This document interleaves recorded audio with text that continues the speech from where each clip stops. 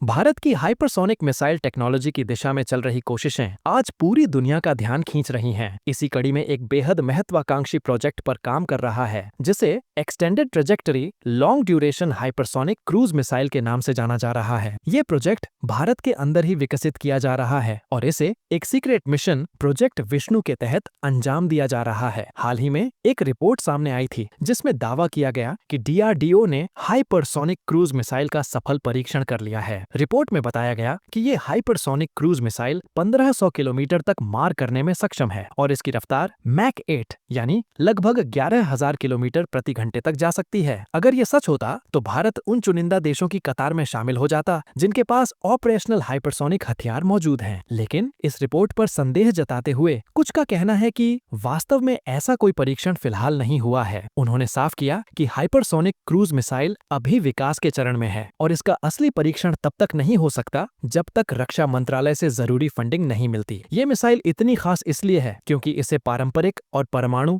दोनों तरह के वॉरहेड्स को ले जाने में सक्षम बनाया जा रहा है जो 1000 से 2000 किलो तक भारी हो सकते हैं। इसका मतलब है कि एक ही मिसाइल दुश्मन के किसी भी अहम ठिकाने को सटीकता से तबाह कर सकती है। इसके लिए इसे स्क्रैमजेट इंजन से लैस किया गया है जो हवा से ऑक्सीजन लेकर उसे फ्यूल की तरह इस्तेमाल करता है, जिससे ये लंबे समय तक हाइपरसोनिक स्पीड पर उड़ान भर सकता है। DRDO ने इस स्क्रैमजेट इंजन का 1000 सेकंड तक सफल ग्राउंड टेस्ट भी कर लिया है जो इस दिशा में एक बड़ा कदम माना जा रहा है। हाइपरसोनिक टेक्नोलॉजी में ये इंजन एक गेम चेंजर की तरह काम करता है क्योंकि इससे मिसाइल को इतनी स्पीड मिलती है कि उसे रोकना लगभग नामुमकिन हो जाता है। इसकी स्पीड, कम ऊंचाई पर उड़ने की क्षमता, रडार से बच निकलने की ताकत और रास्ते में दिशा बदलने जैसी खूबियां इसे एक परफेक्ट स्ट्रेटेजिक हथियार बनाती। DRDO चीफ ने पिछले महीने साफ किया था कि इस प्रोजेक्ट को आगे बढ़ाने के लिए रक्षा मंत्रालय की ओर से अब तक फंडिंग की मंजूरी नहीं मिली है, यानी अभी यह मिशन सिर्फ तकनीकी परीक्षणों और डेवलपमेंट स्तर पर ही है। हालांकि कुछ दस्तावेज और टेंडर नोटिस सामने आए हैं जिनमें मिसाइल के अलग अलग हिस्सों के लिए जिग्स और ट्रॉलीज की डिजाइनिंग की बात कही गई है। इसका मतलब है कि DRDO टेस्टिंग के लिए धीरे धीरे जरूरी तैयारियां कर रहा है। हाइपरसोनिक मिसाइल को इस तरह से डिजाइन किया जा रहा है कि इसे जमीन, समंदर या हवा किसी भी प्लेटफॉर्म से लॉन्च किया जा सके। इससे भारत को रणनीतिक दृष्टिकोण से जबरदस्त लचीलापन मिलता है। दुश्मन के naval base, command centre, radar station या गहराई में छिपे बंकर किसी को भी टारगेट किया जा सकता है। खास बात यह है कि ये मिसाइल मौजूदा एयर डिफेंस सिस्टम से इतनी तेज और नीचे उड़ती है कि उसका इंटरसेप्ट किया जाना बेहद मुश्किल होता है। इसका विकास DRDO के hypersonic technology demonstrator vehicle programme से मिली सफलता पर आधारित है, जिसे 2020 में सफलतापूर्वक टेस्ट किया गया था। इसके अलावा नवंबर 2024 में हुए long range anti ship missile trial को भी इसी प्रोजेक्ट विष्णु से जोड़ा जाता है। कुछ रिपोर्ट्स भले ही दावा करें कि ये मिसाइल पहले ही टेस्ट हो चुकी है, लेकिन जमीनी हकीकत ये है कि जब तक सरकार की तरफ से फुल फंडिंग नहीं मिलती तब तक इसका असली उड़ान परीक्षण संभव नहीं है। लेकिन अगर ये प्रोजेक्ट सफल होता है तो ये सिर्फ भारत के रक्षा क्षेत्र को ही नहीं बल्कि स्पेस लॉन्च, आपदा प्रबंधन और टेक्नोलॉजी इनोवेशन जैसे नागरिक क्षेत्रों में भी नए रास्ते खोल सकता है। DRDO इस तकनीक के विकास में भारतीय MSM और प्राइवेट रक्षा कंपनियों को भी शामिल कर रहा है, जिससे यह मिशन मेक इन इंडिया के तहत स्वदेशी तकनीक को भी मजबूती देगा।